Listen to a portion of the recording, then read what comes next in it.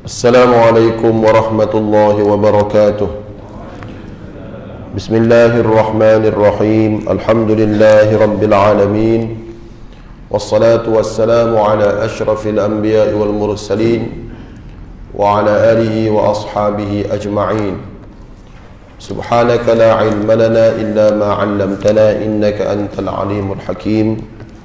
ولا حول ولا قوة إلا بالله العلي العظيم أما بعد. Alhamdulillah, kita merafa'kan setinggi-tinggi kesyukuran ke hadrat Allah Subhanahu wa taala, dapat sama-sama kita solat subuh secara berjemaah. Dan insya-Allah kita akan bicarakan beberapa kisah tentang Nabi Muhammad sallallahu alaihi wasallam sempena dengan Maulid Rasul. Dan kita doakan agar kita menjadi umatnya yang bersyukur. Dan pagi ini kita dengar imam baca tadi, antara doa tadi, Allahumma ma asbaha bi min ni'matin aw bi ahadin min khalqik faminka wahdak la syarika lak falakal hamdu wa lakas syukru. Satu doa yang Nabi sallallahu alaihi wasallam suruh kita baca. Allahumma ma asbaha bi, ya Allah, pada waktu pagi ni ya Allah, apa-apa benda yang kamu bagi kepada aku, min ni'matin, daripada apa-apa nikmat pun, au bi ahadin min khalqik, atau nikmat tu aku dapati melalui hamba-Mu. Apa-apa nikmat yang aku dapat pagi ni atau dia datang melalui hamba-Mu sampai kepada aku, faminka wahdak, sungguhnya nikmat tu semuanya datang daripada-Mu satu, yang maha satu. La syarika lak, tiada sekutu bagimu ya Allah. Kemudian akhir sekali, falakal hamdu walakas syukru, maka milikmu saja ya Allah segala pujian dan kesyukuran. Nabi SAW sabda, siapa-siapa baca doa tu yang imam baca tadi, adalah maghfurat tadi, faqad adda syukra yaumihi, kata Nabi. Faqad adda, sesungguhnya dia telah menunaikan syukra yaumihi, kesyukuran pada hari itu. Maknanya dia termasuk dalam golongan orang-orang bersyukur kalau dia baca doa tu dengan penuh penghayatan dan kefahaman. Jadi moga-moga kita semua tergolong daripada golongan orang yang bersyukur atas nikmat yang telah Allah kurniakan kepada kita. Alhamdulillah, Allah bagi kepada kita nikmat hari ini untuk dapat solat subuh berjemaah. Ramai mana lagi yang tak dapat solat subuh berjemaah dan tak bangun lagi pun ramai lagi ni. Pukul sekarang tak bangun saya subuh pun ramai lagi ni. Tapi Allah pilih kita, alhamdulillah, syukur banyak-banyak. Jadi hari ini saya akan bicarakan kisah satu chapter yang terakhir, yang akhir daripada kitab Ar-Rahiqul Makhtum, iaitu tajuk Ila Rafiqil A'la. Bagaimana Rasulullah nak menuju ke Ar-Rafiqil A'la, ke kewafatan baginda. Kerana tarikh wafat baginda disepakati oleh ulama 12 Rabiul Awal. Itu sepakat. Tak ada ulama yang kata tarikh lain. Adapun tarikh lahir baginda diperselisihi di kalangan ulama. Ada ulama kata 12 Rabiul Awal, antaranya Syekh Ramadan Al-Buti dalam kitab beliau Fiqhus Sirah. Antaranya juga Syekh Ibn Hisham dalam Sirah Ibn Hisham. Tetapi Khudaribi dalam kitab beliau Nurul Yaqin mengatakan Rasulullah lahir pada 9 hari bulan. Begitu juga pandangan yang dibawa oleh Ar-Rahiqul Makhtum, iaitu pengarang kitabnya Safiyur Rahman Al-Mubarakfuri. Beliau juga mengatakan Nabi lahir pada 9 Rabiul Awal. Jadi tentang tarikh kelahiran baginda ada perselisihan di kalangan ulama. Tapi tentang tarikh kewafatan baginda, ulama tidak selisih pandangan. Mereka secara sepakat mengatakan baginda wafat pada 12 Rabiul Awal tahun 11 Hijrah.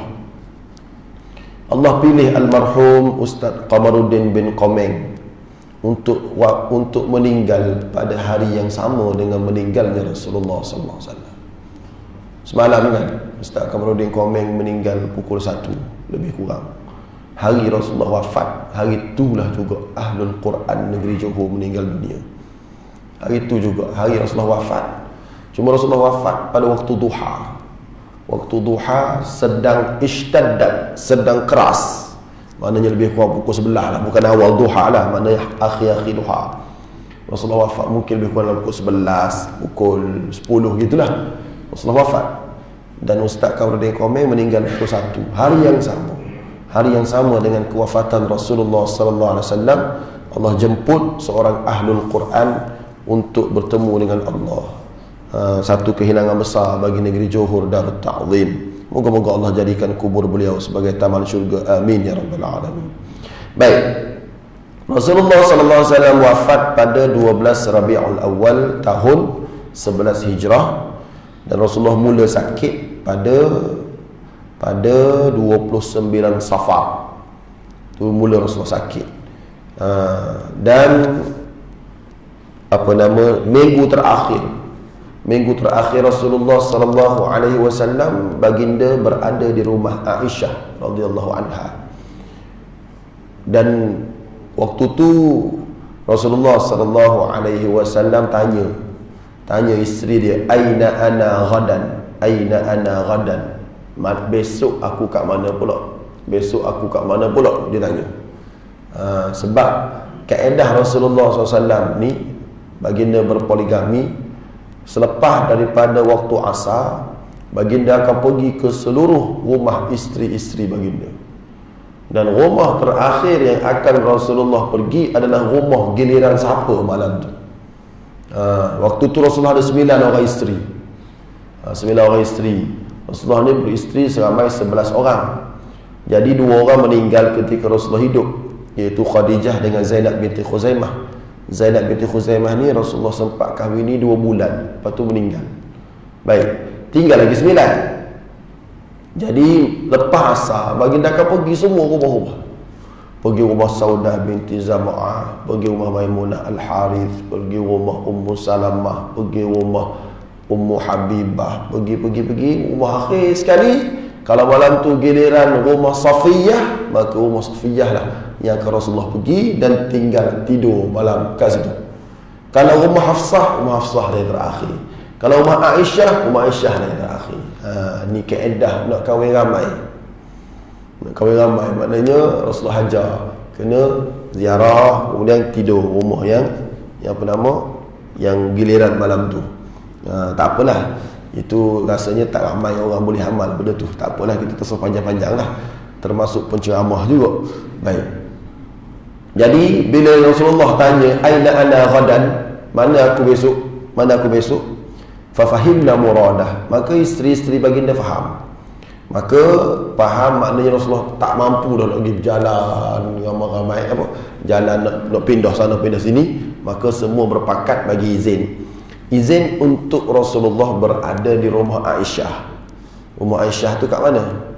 Rumah Aisyah ni dekat dengan makam Rasulullah sekarang tu lah. Jadi kan sebelah dengan Masjid Nabawi, dekat lah. Baik. Dalam keadaan Rasulullah dibawa ke rumah Aisyah, dibawa oleh 2 orang sepupu baginda, dipapah oleh Al-Fadlu ibnu Abbas, sepupu baginda, dan Ali bin Abi Talib pun sepupu. Dibawa dalam keadaan kepala baginda di Asiban bungkus sebab sakit kepala. Sebab sakit kepala yang amat sangat, bungkus kepala. Kemudian duduklah di situ selama seminggu.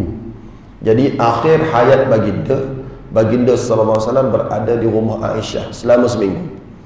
Kemuliaan Aisyah radhiyallahu anha. Jadi sebab itulah kita tak boleh terima Syiah. Sebab Syiah ni doa dia laknat Aisyah. Doa dia adalah doa dia laknat Aisyah. Dia laknat Aisyah radhiyallahu anha. Sedangkan Aisyah radhiyallahu anha ni orang yang Allah pilih untuk rumah dia, tempat Rasulullah wafat, dan berada di rumah dia selama seminggu ketika baginda gering. Baik. Dan wa kanat Aisyah taqra'u bil mu'awwidzat wal ad'iyah allati hafizatha min Rasulillah sallallahu alaihi wasallam. Dan Aisyah pula beliau mengubat atau ruqyah kepada Nabi sallallahu alaihi wasallam dengan cara dia baca 3 qul huwallahu ahad, qul a'udzu birabbil falaq, qul a'udzu birabbin nas. Sebagaimana diriwayatkan Nabi sendiri pun kalau ada siapa-siapa sakit, dia akan ruqyah dengan 3 qul. Kalau ada ahli keluarga dia sakit, dia akan baca 3 kul. Jadi Rasulullah dibacakan oleh Aisyah 3 kul dan juga doa-doa. Fakanat tanfuthu ala nafsih. Maka Aisyah pun tiup kat kat badan Rasulullah SAW, dan Aisyah pun ambil tangan Rasulullah, Aisyah sapu badan Rasulullah tempat sakit. Kenapa Aisyah tak sapu dengan tangan dia sendiri? Sebab raja al-barakah, memohon keberkatan. Tangan Rasulullah SAW lebih berkat daripada tangan Aisyah. Itu seminggu, 5 hari sebelum wafat, hari Rabu. Hari Rabu ni iaitu Rasulullah wafat hari Isnin. Hari Rabu sebelum tu, hari Rabu tu apa berlaku? Kepanasan badan Nabi tinggi, menyebabkan sakitnya makin teruk sehingga pengsan. Bila pengsan, Rasulullah sedar daripada pengsan, Rasulullah kata, hariqu alayya sab'a qirabin min abarin syatta. Ambil kepada daku 7 bekas air daripada banyak telaga. Ambil air banyak telaga, 7 bekas. Kemudian Rasulullah suruh mandikan dia. Sebab tu ada apa, orang kata kalau nak mengubat, cari apa nama, air daripada kondah banyak buah masjid, ada kan. Tu contoh-contoh lah. Sebab gini, sebab sehat-sehat ni jodoh. Kita pergi ke klinik ni, dia bagi paracetamol, tapi makan tak hilang sakit kepala. Kita pergi klinik lain, hilang, padahal paracetamol tu juga. Maknanya jodoh tu Allah nak bagi kita tepat dengan siapa. Sama juga, pergi mengubat banyak tempat lah, merawat sana merawat sini, tak okey. Tiba-tiba pergi rumah sebelah dia, ada seorang ustaz sebelah dia, minta buat air. Lepas ustaz tu buat air, takdir Allah Ta'ala, sehat. Rupanya jodohnya dengan ustaz tu. Tapi setelah jauh kalau dia pergi tempat lain, ada seorang apa nama, orang Pasir Gudang, telefon saya minta air anak dia eczema. Saya kata datang. Anak dia eczema, datang sesat, tanya orang tu, tanya orang ni, nak sampai rumah saya. Saya pun baca. Takdir Allah Ta'ala, alhamdulillah hilang eczema anak dia. Untuk pengetahuan, anak saya eczema lama dah, duduk lagu tu dia. Anak ustaz sendiri eczema juga. Bukan saya tak baca yang Quran, baca juga kat dia, tapi duk gatal sampai sekarang. Tingkatan 2 duk ada lagi eczema. Jadi isteri saya tanya saya, kenapa awak baca pada orang lain okey, baca pada anak sendiri tak jadi? Saya kata sebab jodoh dia dengan saya. Jadi anak gini, Allah Ta'ala nak makbul doa ni, selain daripada doa, usaha. Dia datang tu, dia bawa usaha yang amat hebat. Usaha dia nak supaya Allah sembuhkan daripada Pasir Gudang, bawa air, lepas tu sesak lagi. So 80% dah makbul. 80% makbul dengan usaha dia. Sampai saya baca sikit, 20% lagi okey. Jadi saya ni dengan anak saya sendiri, saya baca pun awak sendiri baca nampak tak sungguh. Awak sendiri tu apa percaya saya baca. Macam mana nak apa nama nak makbul? Saya kata kat dia, maknanya jodoh. Jadi Nabi SAW minta supaya ambil air banyak telaga, kemudian dimandikan. Bila dimandikan, tuan-puan, alhamdulillah okey sikit. Bila okey sikit, terus ke masjid. Hari apa tu? Hari Rabu. Itulah Nabi SAW, dia sehat sikit, masjid. Orang kita sehat sikit, tak fikir lagi masjid lagi, fikir lagi tempat lain. Tu masalah. Kalau sehat ni boleh pergi mengeteh sedap, dia mengeteh dulu. Sebab itulah bila kita jumpa orang kan, lama tak pergi masjid, sakit lutut dia kata. Jumpa dia kat mana? Jumpa dia kat Ayong tu, pelik. Maknanya sakit lutut, Ayong boleh pergi, masjid tak boleh pergi. Allah, sakit lutut lama tak pergi masjid. Waktu tanya tu dia Ayong, maknanya boleh pergi Ayong. Tu pelik kita. Tu orang kita. Baik. Jadi terus masuk masjid, ceramah. Apakah yang Rasulullah sebut tentang isi ceramah baginda 5 hari sebelum baginda wafat? La'natullahi 'alal yahudi wan nasara ittakhadhu qubur anbiya'ihim masajida. Allah melaknat golongan Yahudi dan Nasrani kerana mengambil kubur-kubur Nabi mereka sebagai tempat sembahan mereka. Kemudian Nabi kata, la taj'alu qabri wathanan yu'bad. Jangan kamu jadikan kubur aku sebagai benda berhala yang bakal disembah. Dia bimbang. Aku jadi macam umat-umat dahulu yang akan mengambil kubur-kubur Nabi mereka sebagai tempat sembahan. Nabi pesan. Ini perangai orang Yahudi antaranya, kata Nabi SAW. Maknanya Nabi dah rasa nak wafat lah tu.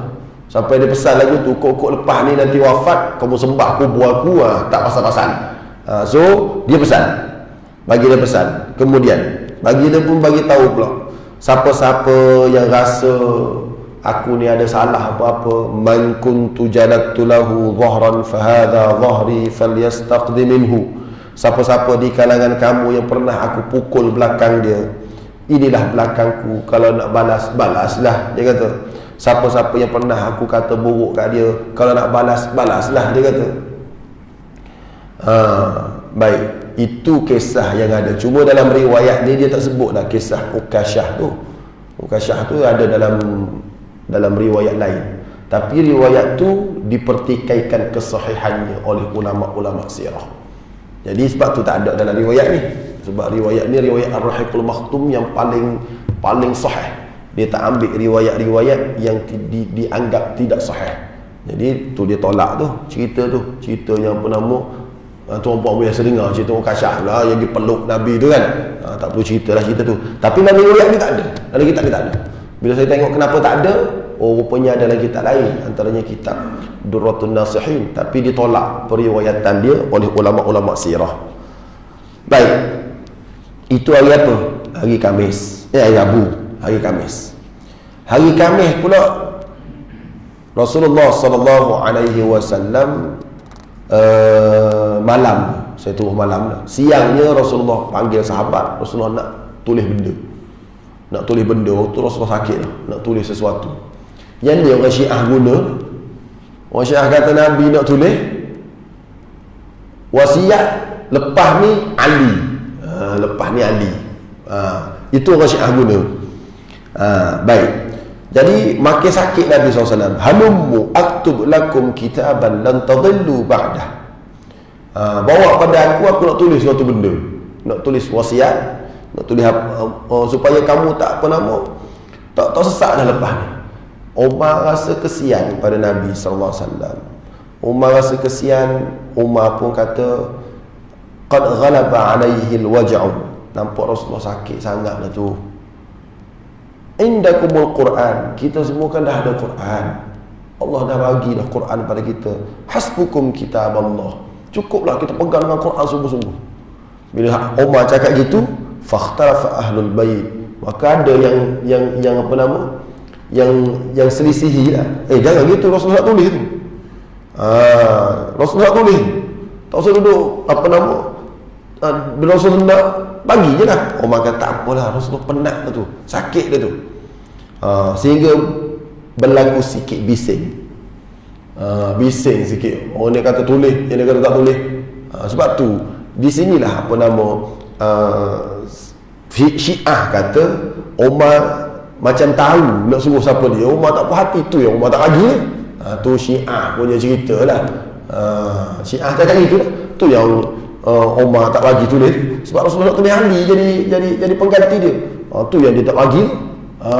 Itu yang kalau kita baca sejarah ikut versi Syiah, begitulah. Dia ada satu buku.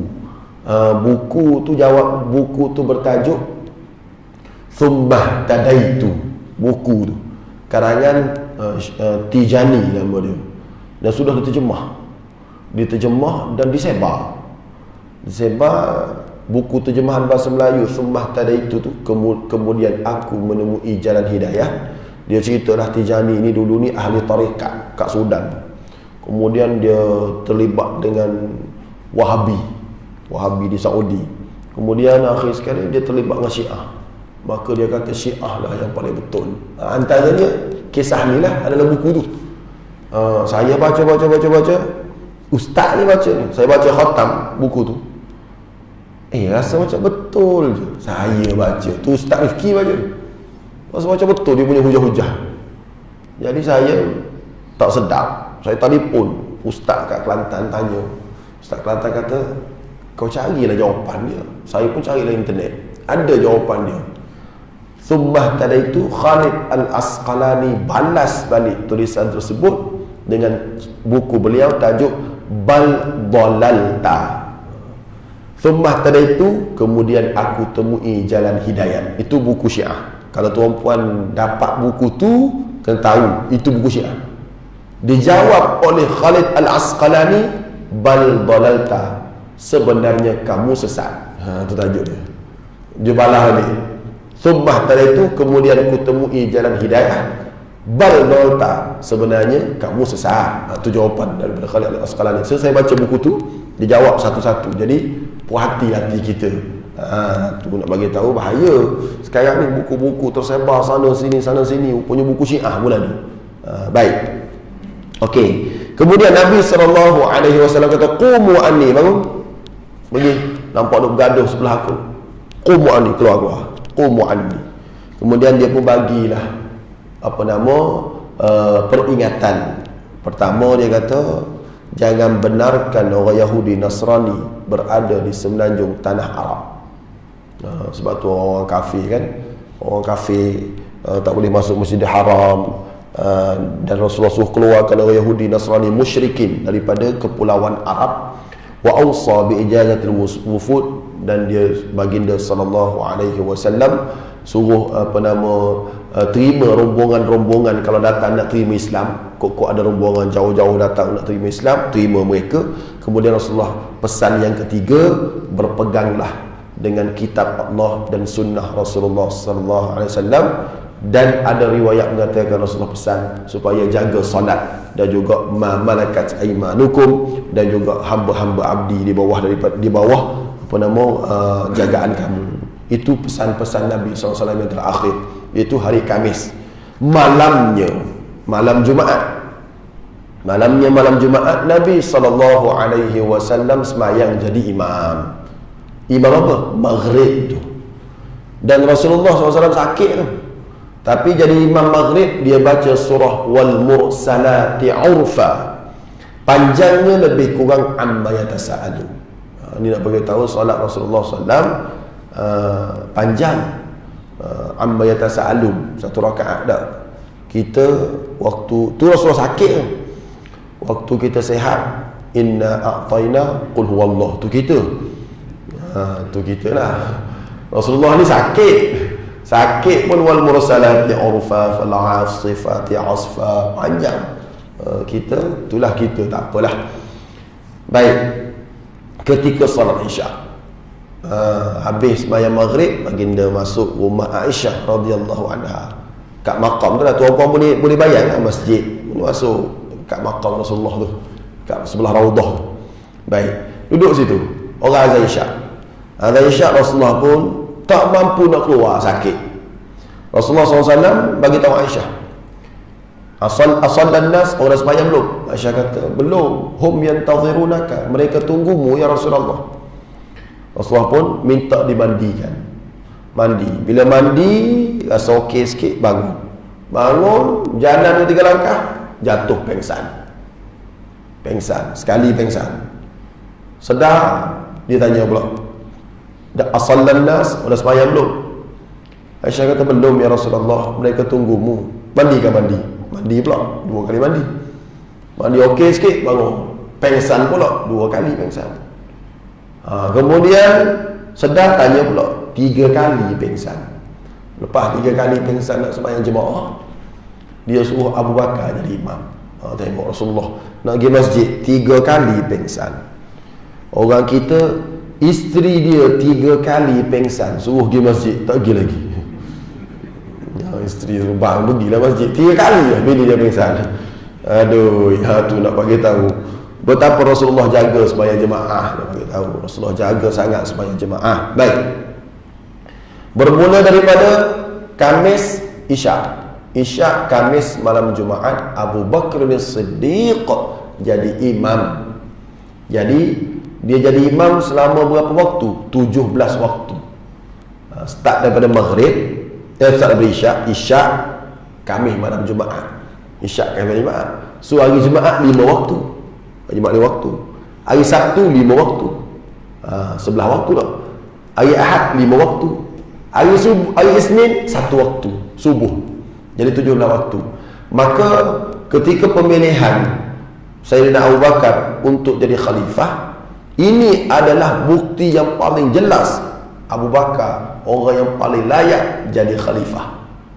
Qiyas, dengan menggunakan kaedah qiyas, kalau Nabi SAW latih Abu Bakar untuk mengimamkan salat, maka untuk urusan tadbir negara pun Abu Bakar lah yang paling layak. Sebab Rasulullah lantik dia sebagai imam untuk menghadap Allah dalam solat, maka dialah yang paling layak untuk jadi imam, bawa manusia mengikut apa yang Allah Ta'ala kehendaki dalam urusan dunia, iaitu khalifah.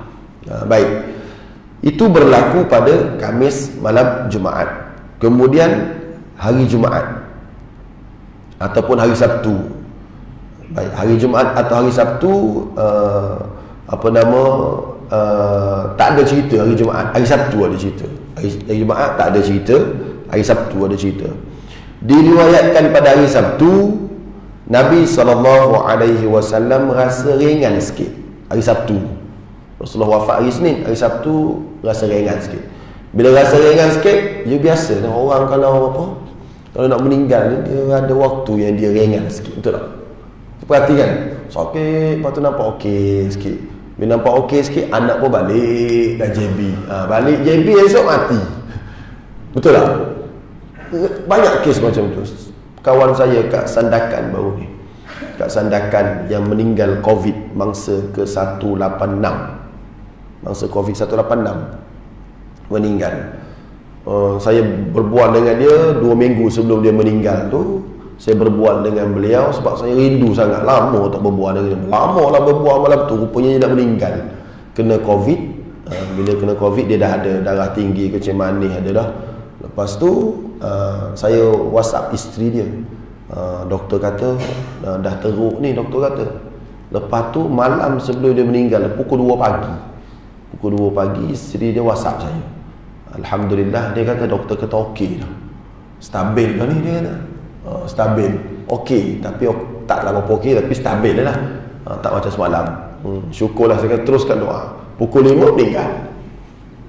Pukul 5, pukul 2 tu dia WhatsApp saya, pukul 5 meninggal. Nak bagi tahu dia ada waktu waktu sekejap. Okey. Baik, jadi Nabi SAW bila okey sikit, pergi masjid terus. Tu nak bagi tahu Nabi SAW. Bila pergi masjid, dipapah oleh 2 orang. 2 orang papah dia. Waktu dia masuk sembahyang zuhur tu, Abu Bakar tengah jadi imam. Jadi Abu Bakar perasan Nabi datang, Abu Bakar pundur belakang. Rasulullah bagi isyarat, teruskan. Kemudian Rasulullah pergi duduk sebelah Abu Bakar. Bila Rasulullah duduk sebelah Abu Bakar ni radhiyallahu ta'ala anhu tak tergamuk nak mendahului Rasulullah SAW. Jadi dia tak rokok sehingga Rasulullah rokok dulu. Maknanya dia bila Rasulullah rokok, Allahu Akbar, barulah Abu Bakar Allahu Akbar. Maka kata pengarang kitab ni, dia kata fakana Abu Bakrin yaqtadi bi salati Rasulillah SAW. Abu Bakar beliau ikut sembahyang Rasulullah SAW, tapi Abu Bakar juga yusammi'un nasa takbir. Dialah yang menguatkan suara supaya manusia belakang boleh ikut. Maknanya suara kuat macam kat Mekah tu lah, Allahu Akbar. Yang tu, yang Allahu Akbar tu Abu Bakar. Yang imam sungguh waktu tu Rasulullah SAW. Tak tergamuk dia nak mendahului Rasulullah SAW. Inilah adab Abu Bakar As-Siddiq bersama dengan Rasulullah SAW. Baik, itu hari Sabtu. Okey, hari Ahad. Hari Ahad ni Rasulullah SAW siangnya dia memerdekakan hamba dia. Dia sedekah dan dia bagi kepada orang Islam senjata-senjata dia. Tu siang. Malamnya Rasulullah SAW nak bagi tahu baginda seorang pemimpin yang tidak mempunyai apa-apa harta peninggalan. Waktu tu Aisyah nak nyalakan lampu pun dia pinjam minyak rumah orang lain. Sebab minyak tak ada apa, lampu nak bubuh minyak, tak ada. Ni nak bagi tahu pemimpin sebenarnya ialah pemimpin yang tidak mengumpul harta daripada jawatan kepimpinan dia. Yang ni ramai kat Malaysia, alhamdulillah. Ikut inilah yang ikut Rasulullah tu, syukur banyak-banyak, alhamdulillah ramai kat Malaysia yang tidak menggunakan jawatan untuk mengkayakan diri mereka. Tuan-puan kenal lah siapa-siapa. Amin ya rabbal alamin. Baik. Okey, itu Rasulullah SAW akhir hari Sabtu, hari Isnin Rasulullah SAW kata Anas bin Malik, kami semua duduk dalam saf semayang. Abu Bakar duduk depan. Waktu tu betulkan saf, tiba-tiba Rasulullah singkat tirai. Kasyafa sitra hujrati Aisyah fanadhara ilaihim. Dia singkap tirai, dia pun tengok pada kami semua, senyum. Dah bila tengok, thumma tabassama yadhhak, dia senyum. Maka Abu Bakar pun undur belakang untuk masuk saf supaya Nabi keluar jadi imam. Kan benda ni kalau tuan-puan duduk kat Raudah, tuan-puan boleh nampak. Saya masuk Raudah waktu sebelum subuh tu, ada satu kali tu duduk paling sebelah kiri. Kan rumah Aisyah kan, makam tu paling sebelah kiri. Dulu Rasulullah singkap tirai sini, singkap tirai, dia pun tengok sahabat-sahabat duduk sembahyang hari akhir dia. Saya pun tengok, rasa macam nampak rasa tu. Sebab kita faham, kita dengar, kita baca kitab kan, kita rasa macam berlaku benda tu, rasa macam nampak, rasa sedih. So singkap tirai tengok sahabat, Rasulullah pun senyum. Abu Bakar masuk belakang. Rasulullah pun bagi isyarat teruskan semayang. Rasulullah tak mampu dah nak keluar. Dan Rasulullah senyum. Jadi satu komen yang menarik yang diberikan oleh Sa'id Ramadan Al-Buti, dia kata Allah takdirkan renungan senyum terakhir Nabi kepada umat ini adalah ketika mereka berada dalam saf sembahyang subuh. Maknanya Rasulullah ni dia banyak peristiwa-peristiwa dengan sahabat, perang lah apalah, tapi Allah takdirkan untuk pilih renungan terakhir Rasulullah terhadap sahabat ialah ketika mereka berada dalam saf sembahyang subuh. Apa makna? Maknanya Allah pilih waktu yang paling mulia bagi seorang hamba untuk dijadikan waktu yang terakhir Rasulullah senyum kepada umat ni. Bila? Dalam saf. Jadi kalau kita nak Rasulullah senyum juga pada kita pastikan kita semayang dalam saf semayang. Sebab tu bila orang tanya saya, mana paling betul bila semayang, tangan letak sini ke, tangan letak sini ke, tangan letak sini kan, orang tanya, saya jawab tangan tu tak apalah. Ramai orang tak betul letak kaki, saya kata. Dia pun pelik, macam mana cara letak kaki Ustaz? Tangan ada beza. Kaki yang paling tepat dalam saf semayang, bukan kat rumah. Orang duk sibuk tangan, saya tak sibuk sangat tangan, saya sibuk kaki tu. Betul tak? Kaki tu tak betul dia letak kat rumah apa hal, dia orang letak kat saf baru betul. Sedangkan Nabi SAW pun Allah pilih untuk jadikan peristiwa terakhir dia senyum pada umat ini bila? Dalam saf. Jadi kita lupa saf, sibuk tangan. Sibuk tangan, duk bergaduh tajuk tangan ni lama tu. Ustaz duk mengajar, tengok orang ni, tu ada ustaz tu letak bawah ni, macam mana ustaz? Tok Guru Aziz letak bawah ni. Kenapa? Lepas tu ada ustaz balik apa? Balik Madinah, dia letak sini. Kita tahu pula kalau balik Madinah tu mazhab Hambali, dia letak sini. Tak. Kalau letak bawah ni, Tok Guru Aziz dia belajar di Pakistan mazhab Hanafi, dia letak bawah pusat mazhab Hanafi. Jadi Tok Guru Aziz lebih suka letak bawah pusat. Sebab dia belajar dengan ulama-ulama mazhab Hanafi di mana? Di India. Dan dia rasa letak bawah tu lebih kata Ustaz Syamsuri, lebih nampak merendah diri je daripada letak atas ni. Nampak kedai best sikit kan? Nampak nampak gedebel lah sikit tak. Jadi nampak lemah sikit. Kita letak antara ni Syafi'i, tak sedap gaduh dah tajuk tu. Tak sedap gaduh sangat tajuk tu. Kaki tu ramai tak betul. Kaki tu ramai tak betul. InsyaAllah kaki kita, kaki anak kita, kaki orang pula indah, seluruhnya akan betul lepas ni. Amin ya Rabbal Alamin. Baik, Nabi senyum. Nabi tak mampu nak pergi sembahyang. Tak apa, terus sembahyang. Lepas tu apa berlaku?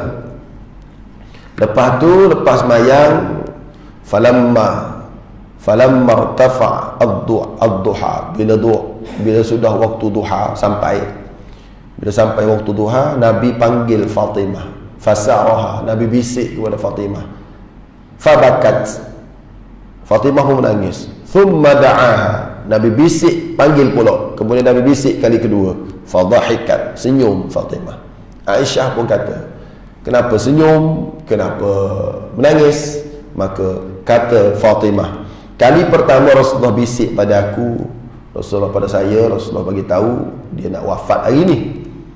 Kemudian aku menangis lah.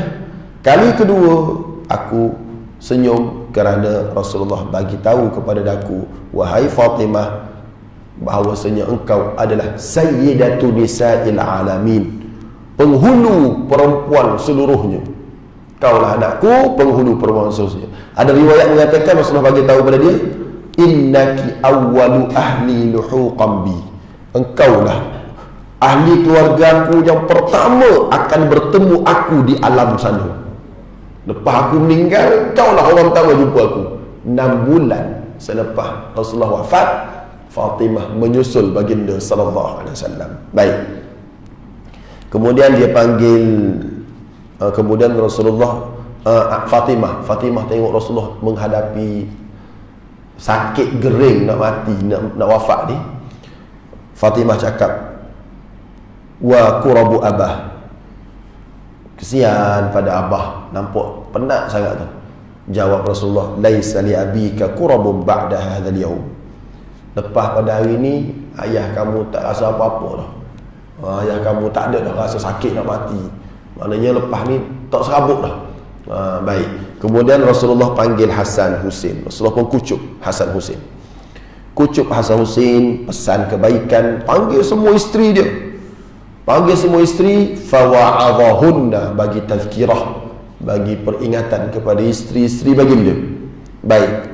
Kemudian sakit makin teruk, sehingga Rasulullah kata, aku dah rasa ni kesan racun ketika peperangan Khaybar, dah rasa dah sakit ni, dia kata. Dah rasa, ma azalu ajidu alamat ta'am, aku masih rasa apa nama, kesan sakit. Baik, dia pun bagi tahu, semayang jangan tinggal, semayang jangan tinggal, dia kata. Pesan semayang lah. Lepas tu ihtidar ni hampir-hampir wafat. Istilah Melayu kata apa nama, nazak lah. Baik, waktu tu bila mula ihtidar tu, Rasulullah SAW bersandar di Aisyah radhiyallahu anha. Baik, dia bersandar ke Aisyah ni. Aisyah kata, antara nikmat paling besar Allah bagi pada aku dua, yang orang lain tak dapat, aku je dapat. Dua nikmat ni aku je dapat. Yang pertama, Rasulullah wafat di antara nahri wa sadri, antara ni nahri, ni sadri. Rasulullah wafat kat sini, kepala Rasulullah kat sini, mana dia bersandar ke Aisyah radhiyallahu anha. Yang kedua, air liu aku ada dalam mulut Nabi waktu Rasulullah wafat. Air liu aku ada. Macam mana air liu Aisyah ada? Rasulullah SAW ni bila dia tengok duduk menyandar, duduk sakit ni, Abdul Rahman masuk. Abdul Rahman bin Abu Bakar, adik-beradik Aisyah. Bila Abdul Rahman masuk, dia bawa kayu sugi. Dan Rasulullah memang suka bersugi. Sebab tu antara tanda kita sayang Nabi, kita suka bersugi. Satu. Yang kedua, orang bersugi ni mudah nak nak tuturkan la ilaha illallah. Antara kelebihan bersugi. Antara kelebihan bersugi, mudah nak menuturkan la ilaha illallah. Baik, jadi bila Abdul Rahman keluar, nak masuk, dia bawa kayu sugi. Dan Rasulullah suka bersugi. Rasulullah tengok kat kayu sugi. Bila Rasulullah tengok, Aisyah tahu Rasulullah suka. Aisyah tanya, nak saya ambil ke kayu sugi tu? Rasulullah pun angguk. Dia angguk je, dia tak mampu nak bercakap, dia angguk. Baik. Bila dia angguk, ambil. Bila ambil, dia punya bulu kayu sugi tu, dia keras. Dia hard, bukan medium, bukan soft. Macam berugi sama sekarang. Bila dia hard, dia tak lembut, macam mana nak buat? Gigit. Tu yang Aisyah gigit. Dia gigit tu, jadi air dia tu lekat kat apa nama bulu kayu sugi tu. Maka Rasulullah pun bersugi. Baik. Bila Rasulullah bersugi, falayantuhu fa'amarahu, layantu aku lembutkan bagi sugi. Kemudian waktu bersugi tu juga ada air sebelah tu. Bersugi, Rasulullah pun ambil air, sapu muka dia. La ilaha illallah inna lil mauti sakarat. Nabi kata, la ilaha illallah, sesungguhnya mati ni ada sakarat dia, ada mabuk-mabuk dia, ada susah dia. Allahumma a'inni ala ghamaratil maut. Ada riwayat lain, ya Allah, bantulah aku menghadapi susahnya mati. Jadi kata Aisyah, kalau aku dengar cerita orang susah nak meninggal, aku tak heran. Aku tengok Nabi sendiri pun perit dia nak meninggal, dia nak wafat. Moga-moga Allah permudahkan mati kita. Amin ya rabbal alamin. Baik. Kemudian kata Aisyah radhiyallahu anhu, dia bersiwak sehingga aku tengok baginda berhenti, angkat tangan, kemudian dia syakhasa basarahu, dia tengok setempat nahwa saqfi, di atap. Tengok orang Kelantan panggil mandai. Orang Kelantan panggil bila nak meninggal dia mandai. Orang Kelantan panggil, tak tahulah orang sini panggil apa. Orang Kelantan panggil mandai, tak tahu. Mandai tengok setempat. Dia tengok gitu. Baik. Bila tengok setempat gitu, Rasulullah sallallahu alaihi wasallam pun gerakkan bibir dia. Dan Rasulullah sallallahu alaihi wasallam gerakkan bibir. Aisyah dengar Rasulullah cakap apa. Rasulullah kata, ma'al ladzina an'amta 'alaihim minan nabiyyin was-siddiqin wasyuhada'i was-salihin. Allahumma ighfirli warhamni wa alhiqni birrafiqil a'la. Allahumma ighfirli warhamni wa alhiqni birrafiqil a'la. Dia ulang 3 kali. Maksud dia, moga-moga aku ni diletakkan bersama dengan orang-orang yang kau bagi nikmat, ruh aku ni, yang terdiri daripada kalangan para nabi, para siddiqin, para syuhada dan para salihin. Ya Allah, ampunkanlah aku. Ya Allah, kasihanilah aku. Ya Allah, tempatkan aku bersama dengan orang-orang yang rapat denganmu, ya Allah. Dia ulang 3 kali.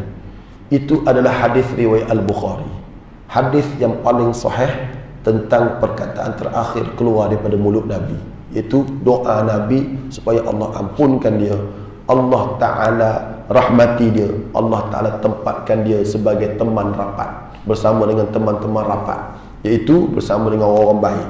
Inilah dia perkataan terakhir keluar daripada mulut Nabi mengikut riwayat yang paling sahih. Jadi ni nak bagi tahu Nabi doa Nabi dengan doa ni tak apa nama, berpisah tiada. Nabi dengan doa ni, kita tengok Nabi SAW, Allah dah ampun dah dosa dia, Allah dah rahmati dia, Allah dah panggil dia rahmatan lil alamin. Dia sendiri itu rahmatan lil alamin tu. Tapi ungkapan terakhir keluar daripada mulut dia, Allahumma ghafirli, ampunkan dosaku. Padahal dia tak ada dosa dah. Warhamni, kesian ke aku. Padahal baginda sendiri rahmatan lil alamin. Baginda sendiri itu rahmat dah, tapi dia minta lagi rahmat. Maknanya Rasulullah dengan doa ni berpisah tiada. Maknanya kita ni patut banyakkan doa lagi, sebab Rasulullah ni tak berpisah dengan doa. Sehingga akhir hayat baginda pun baginda berdoa kepada Allah, moga Allah bagi rahmat kepada dia. Kalau kita tengok satu tafsiran yang diberikan oleh Syekh Muhammad Alawi Al-Maliki Al-Hasani tentang rahmat, Rasulullah SAW ni baginda rahmatan lil alamin, punca sumber kasih sayang untuk seluruh alam. Dan Rasulullah ni penuh kehidupan dia sayang, dia penuh dengan sayang, sehingga bila dibelah dada Nabi tu, kalau orang lain syarah lain, kenapa dada Nabi dibedah 2 kali. Pertama sebelum ketika berada bersama dengan Halimah As-Sa'diyah. Yang kedua ketika berlaku peristiwa Isra' Mi'raj. Kenapa baginda dibedah? Huraian-huraian yang diberikan oleh ulama-ulama yang tuan-puan biasa dengar, nak buang tempat bersarangnya syaitan. Betul tak? Itulah. Tapi Syekh Muhammad Alawi Al-Maliki Al-Hasani, dia syarah lain. Dia kata hati Nabi ni penuh dengan sayang. Sebab Nabi tu rahmat. Dia sendiri tu asal sayang, sumber sayang, punca kepada rahmat. Jadi oleh kerana hati Nabi penuh dengan sayang, dia sayang semua, termasuk syaitan. Itu tafsirannya. Jadi oleh kerana bahagian sayang setan tu ada dalam diri Nabi, maka kena bedah, buang bahagian sayang. Kalau tak, setan boleh sayang. Faham tak? Sebab tu Jibril kata hadza hazzus syaitan, ini bahagian setan. Maksud bahagian setan yang difahami oleh Syekh Alawi Al-Maliki Al-Hasani, pada pandangan aku Rasulullah ni penyayang sangat. Dia sayang sangat sampai setan pun dia sayang. Allah belah, buang sayang setan tu kepada dia. Jadi dia sayang kat kita, nak tak sayang kat setan. Dalam kitab tersebut, setan dan pengikut-pengikut setan, Abu Jahal, Abu Lahab, apa semua ni. Jadi harap-harapnya kita ni ada dalam dada Nabi tu sayang kita. Sebab kita bukan setan. Tapi kalau perangai macam setan, tak tahulah. Jadi kita harap kita ni disayangi oleh Nabi SAW. Itu dah bagi tahu rahmat. Jadi Rasulullah ni amat rapat dengan doa, sehingga dia doa lagu tu. Baik, habis Ustaz, macam versi Ustaz cerita ni tak sama dengan biasa kita dengar. Sudah, kami dengar lagu lain. Saya pun jawab, tuan puan dengar lagu lain, lagu tu juga saya kuliah dulu, versi tu juga dulu waktu saya duduk kuliah dulu. Moga Allah Ta'ala ampunkan saya lah. Lepas saya jumpa versi paling sahih ni, saya cerita versi paling sahih lah. Versi dulu, saya cerita versi dulu ni. Versi yang saya baca dulu adalah disebut dalam kitabnya, ada juga dalam kitabnya. Tapi versi tu dipertikaikan oleh alim ulama kita. Versi yang apa nama, Nabi gerakkan bibir 2 kali, kemudian Nabi kata ummati ummati, itu satu. Baik, versi tu ada sebahagian ulama kata ada dalam riwayat At-Tabrani, Nabi kata bukan ummati ummati, man li ummati ba'di, siapa nak jaga umat aku selepas aku wafat. Tu ada, tapi bukan akhir, dia sebelum tu. Tapi riwayat tu mungkin tak berapa nak kuat. Sebab tu tidak dimasukkan dalam kitab ni, kitab Ar-Rahiqul Makhtum ni. Kitab ni ialah johan penulisan sirah. Orang Arab buat penulisan sirah, siapa boleh tulis paling bagus dapat duit johan. Jadi pengarang kitab ni orang India, Safiyur Rahman Al-Mubarafri, dia tulis. So dia dapat nombor 1. Maknanya ulama-ulama cek belakang dapat nombor 1 ni. Orang kita kan, Tok Ram pun cek artis-artis dah dapat nombor 1. Tu big stage ke gapo ke tak kira lah tu. Gabar Gaza pada hayat menyanyi tu mus me dah, hebat dah. Tapi Tok Ram cek lagi. Tahu juga geng-geng ni, maknanya tengok juga lah tu saja je, nak test. Baik. Jadi maknanya sudah dicek sungguh lah. Jadi saya pun kaji balik yang saya cerita dulu. Bila saya cek balik, dalam cerita dulu tidak ada watak Aisyah. Langsung tak ada cerita watak Aisyah. Ada watak Fatimah dan juga watak Sayyidina Ali dalam kisah tu. Sayyidina Ali lah yang letak telinga dengar sebelah mulut Rasulullah tu. Dalam riwayat tu kata, dalam kisah tu kata Rasulullah gerak mulut 2 kali. Maka Sayyidina Ali pun letak telinga. Sayyidina Ali kata, aku dengar Rasulullah kata ummati ummati. Okey, dalam riwayat tu tidak ada langsung watak Aisyah. Yang ada Fatimah. Riwayat tu kata Rasulullah sakit, tiba-tiba datang yang tidak dikenali. Fatimah pun pergi. Tak boleh nak ziarah ni. Sebab apa? Rasulullah sakit sangat. Kemudian jumpa Fatimah ke jumpa Rasulullah. Rasulullah kata apa, siapa kat luar ni? Tak tahu, tak kenal, tapi tengok rasa dia macam je. Itulah malaikat maut. Tu cerita tu. Maka malaikat maut pun datang dekat. Lepas tu Jibril pun datang. Rasulullah pun tanya, ajita zahiran am qabida, kamu datang ni nak ziarah aku ke nak cabut nyawa aku? Jitu zairan, aku datang nak ziarah kamu, wa qabidan, dan nak cabut nyawa kamu, in sekiranya kamu izin pada aku. Tu cerita dululah, cerita riwayat tu. Baik, bila saya tengok riwayat tu, bila tak ada watak Aisyah, yang mana mulianya Aisyah, Rasulullah wafat di dada dia, tuan puan anggap riwayat siapa tu? Bila tak ada watak Aisyah, betul tak?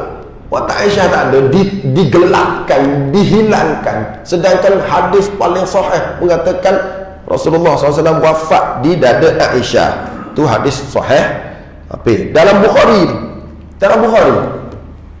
Bila Bukhari tak usah duduk fikirlah, tak ada dah dalam Bukhari ni melainkan hadis sahih sahaja. Kalau hadis riwayat Bukhari Muslim confirm sahih. Kalau Tirmizi, Nasa'i ada. Sebab tu dia panggil sahih Al-Bukhari, sahih Muslim. Tapi Tirmizi dia tak panggil sahih, dia panggil Jami' At-Tirmizi. Sebab dia dihimpun. Ada juga yang tidak sahih hadis dalam tu, ada juga yang dhaif dan sebagainya. Jadi nak bagi tahu, ulama cek balik tengok, sebab sirah banyak sampai kepada kita dari lajur Syiah. Berapa banyak dengar cerita. Sebab tu Syekh Uthman Al-Khumais dia tulis buku membersihkan banyak riwayat-riwayat yang Syiah. Contoh Sayyidina Umar Al-Khattab. Tuan-puan dengar dia bunuh anak kecil kan? Tuan-puan pun dengar banyak ustaz-ustaz ceramah bagi tahu Sayyidina Umar ni teruk je dulu, anak dia perempuan pun dia bunuh. Tuan-puan rasa betul ke dia? Tuan-puan tak boleh terima sebab apa? Isteri Nabi kan Hafsah tu anak siapa? Anak Sayyidina Umar. Kalau Umar radhiyallahu ta'ala anhu jenis bunuh anak waktu kecil, kenapa tak bunuh Hafsah? Sampai Hafsah boleh besar jadi isteri Rasulullah SAW. Betul tak? Kan mustahil tu. Jadi tuan-puan dengar memanglah. Itu riwayat apa? Riwayat Syiah juga. Nak memburukkan Sayyidina Umar radhiyallahu ta'ala anhu. Jadi sekarang proses pembersihan sekarang. Saya mohon Allah Ta'ala ampunkan dosa saya, sebab saya pun dulu cerita tu juga. Sebab bila kita makin tua ni makin baca banyak sikit. Dulu budak-budak lagi, tapi orang suruh mengajar dah budak-budak pun.